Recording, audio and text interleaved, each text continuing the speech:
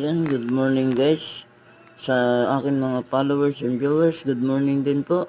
Ayan, gulay muna tayo para pampahealthy sa ating katawan. Ayan, meron pong halong sugpo na ang tawag po dyan sa gulay na yan ay sapsoy.